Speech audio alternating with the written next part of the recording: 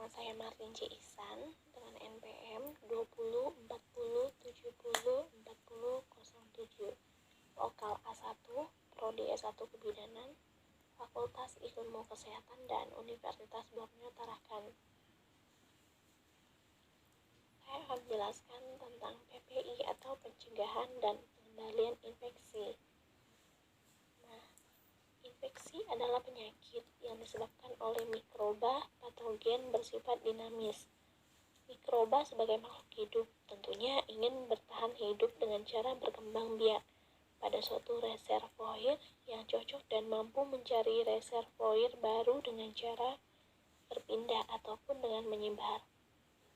Patogen penginfeksi meliputi virus, bakteri, jamur, protozoa, parasit multiseluler, dan protein yang menyimpang yang dikenal sebagai virion.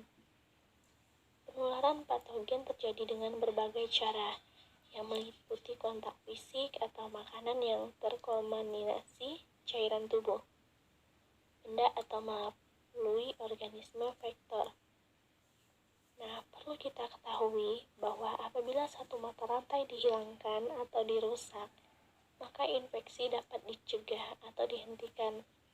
Komponen yang diperlukan hingga terjadi penularan itu yaitu seperti agen infeksi.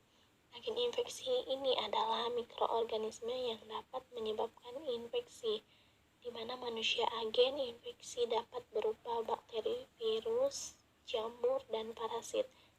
Kedua, reservoir. Reservoir ini dapat dinamakan agen infeksi yang hidup, tumbuh, berkembang biak, dan siap ditularkan ke orang lain.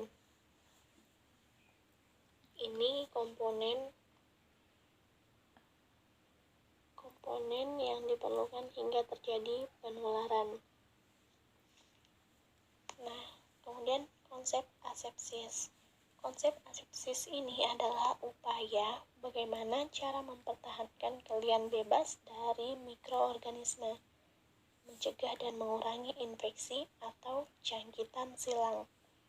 Ada dua teknisi asepsis. Yang pertama, asepsis medikal atau teknik bersih, yaitu teknik atau prosedur yang dilakukan untuk mengurangi jumlah mikroorganisme di suatu objek. Contohnya seperti aseptis medis, yaitu mengganti lien di tempat tidur dan menggunakan cangkir untuk obat. Kedua, asepsis surgikal atau teknik steril. Asepsis surgikal ini termasuk prosedur yang digunakan untuk membunuh mikroorganisme dari suatu daerah atau objek. Cara transmisi mikroorganisme ini melalui dua cara, yaitu transmisi langsung dan transmisi tidak langsung. Transmisi langsung ini adalah patogen ke pintu masuk yang sesuai jamu. Contohnya adalah adanya sentuhan atau gigitan dan ciuman, atau adanya droplet nusley saat bersin atau batuk, berbicara saat transfusi darah dengan darah yang terkontaminasi mikropatogen. Itu transmisi langsung atau discrete transmission.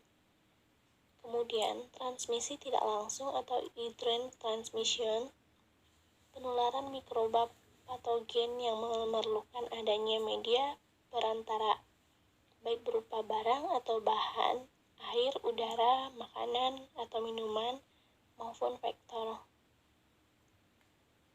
Cara mekanis ini pada kaki serangga melekat atau kotoran atau sputum mikropatogen lalu hingga pada makanan atau minuman, di mana selanjutnya akan masuk ke saluran pencernaan. Itu transmisi mikroorganisme yang tidak langsung. Sekian penjelasan dari saya. Terima kasih.